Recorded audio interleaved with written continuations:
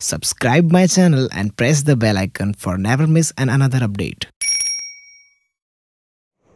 महायोगपीठे तटे भीमरथ्या वरं पुण्डरीकाय दातु मुनीन्द्रे समागन्ततिष्ठन्ति महानन्दकन्दं परब्रह्मलिङ्गं भजे पाण्डुरङ्गं पंढरीनाथ भगवान की जय।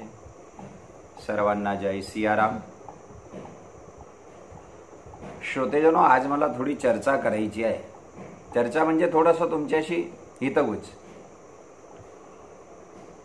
की आपण काही कीर्तन श्रवणाला जातो, कथा श्रवणाला जातो, काही सत्संग श्रवणाला जातो। जीवनातल्या या सत्संग श्रवणाने किंवा याचं काय असं अनन्यसाधारण महात्म्य आहे? कथा असो, सत्संग असो,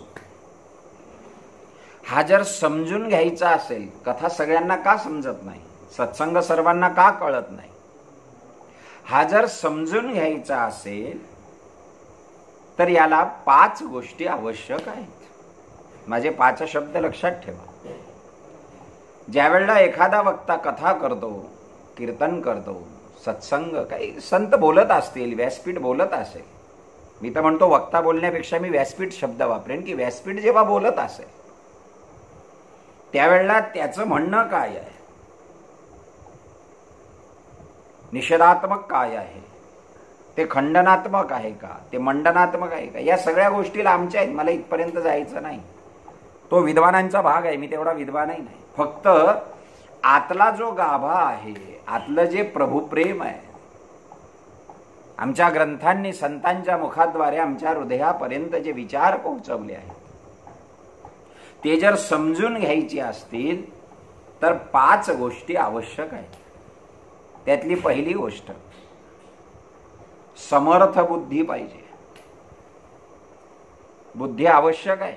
बुद्धीचे वैभव अन्य नाही दुजे, एका केशवराजे सकळ सिद्धी। बुद्धी आवश्यक आहे। ददामी बुद्धियोग। आणि म्हणून बुद्धी कशी असावी? 5 शब्द लक्षात ठेवा। समर्थ बुद्धी। देवाला प्रार्थना करा। बऱ्याच लोकांना सिद्धांत आणि दृष्टांत फरक कळत नाही। दृष्टांताला कथेचा एक भाग समजतात आणि त्याला सिद्धांत म्हणतात।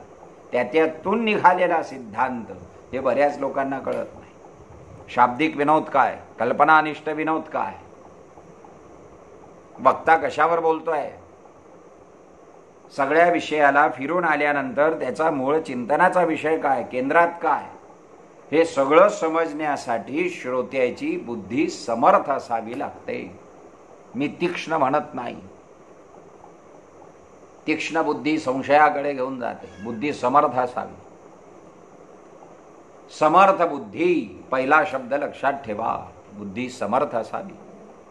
दुसरं, सरळ हृदय। मोहे छलछिद्र कपट नाही भावा, भगवान म्हणतायत जर मला समजून घ्यायचं असेल तर सगळ्यात आधी महत्वाचं आहे सरळ हृदय। त्या हृदयामध्ये काय पाहिजे? हनुमान चालीसाच्या शेवटच्या दोह्यामध्ये राम लखन सीता सहित हृदय बसऊ। कोण कोण पाहिजे? सीता पाहिजे, राम पाहिजे, लक्ष्मण पाहिजे। स र ल, स म्हणजे सीता, र म्हणजे राम, ल म्हणजे लक्ष्मण। याचं अस्तित्व माझ्या हृदयामध्ये असून माझं हृदय निष्कपट झालं पाहिजे, ते सरळ हृदय असलं पाहिजे। समर्थ बुद्धी, सरळ हृदय, सरस चित्त। शब्द लक्षात ठेवा, सरस। ऐकत असताना मी रस घेऊन ऐकलं पाहिजे। अहो, भोजन करताना आपण नाही का भोजन रसमय करत? षड्रस असतात, ते फक्त 6 रस असतात। कथेमध्ये 9 रस आहेत, जबाबदारी वाढून गेली आहे, 3 रस जास्त आहेत। हा शृंगार रस आहे, हा बिभत्स रस आहे, हा रौद्र रस आहे, हा भयानक रस आहे। वक्ता कोणत्या रसातून मला घेऊन जातो आहे, ही कथा मला कुठपर्यंत नेते आहे। परमहंसांसाठी सत्संग शांतरस आहे, माझ्या गोपींसाठी प्रेमरस आहे, हा 10वा रस। या सगळ्या रसाला समजून घेण्यासाठी माझं चित्त हे सरस असलं पाहिजे. समर्थ बुद्धी, सरल हृदय, सरस चित्त. त्यावेळेला कथेचा भाव लक्षात येईल. काय रस काय आहे? हास्यरसामध्ये थोडा हास्यरस असला पाहिजे. अध्यात्माला गंभीर बनवू नका. काही लोकांचे चेहरे जितके गंभीर दिसतात त्यांच्यात अध्यात्म भरलेलं नाही, फक्त ज्ञान भरलं आहे. आणि ज्ञानाला ठासून ठासून भरल्यानंतर चेहरा जर गंभीर होत असेल, जर तुमच्यात हास्यरस प्रगट होत नसेल, तर तुम्ही ज्ञानाला शुष्क करून टाकलं आहे. कथेमध्ये हास्यरस आहे, कथेमध्ये वीररस आहे, कथेमध्ये विभत्स रस आहे, कथेमध्ये रौद्र रस आहे. म्हणून ते सगळं ग्रहण करत असताना सरस चित्त असावं. चौथी गोष्ट, शरणांगत भाव. ज्या वक्त्यापुढे, ज्या ग्रंथापुढे, ज्या मंडपात आम्ही बसलो आहोत, तिथे शरणांगत भाव पाहिजे. आधी तर वक्त्याने शरणांगती घ्यावी. श्रोयतान देवदेवेश नारायण जगतपते त्वदीय नावधानेन कथयशु शुभ कथा. श्रोत्याला नमस्कार केलाय आणि श्रोत्यानं शरणांगती भाव घ्यावा. मी ज्याचं श्रवण करायला बसलोय त्याच्या पदावर मी शरण आहे. आता पदाचा अर्थ पायही होतो आणि पदाचा अर्थ पदही होतो. मी त्याच्या वाक्यांवरही आहे. शरणांगत भाव. आणि सगळ्यात महत्वाचं आहे, माझं मन समर्पित असलं पाहिजे. ज्या वेळेला या 5 गोष्टी घडतात त्यावेळेला, म्हणजे कथा काय आहे मी स्पष्टपणे सांगतो, कथा हे ऑपरेशन आहे. अननेकेड बॉडीचं केलेलं ऑपरेशन म्हणजे सत्संग, म्हणजे कथा. मन डोळ्याला दिसत नाही, बुद्धी डोळ्याला दिसत नाही, चित्त डोळ्याला दिसत नाही, या सगळ्यांचं केलेलं डिसेक्शन, ऑपरेशन म्हणजे कथा. डॉक्टरांच्या ऑपरेशन मध्ये आणि कथेच्या ऑपरेशन मध्ये फरक आहे.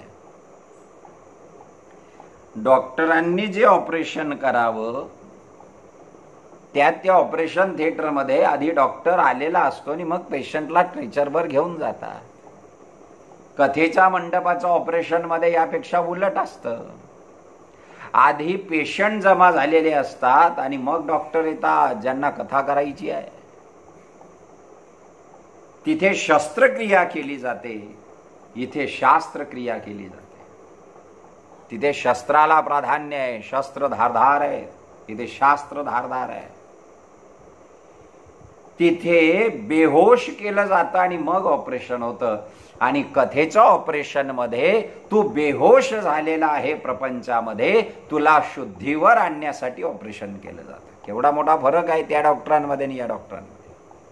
कथाकार एक डॉक्टर आहे.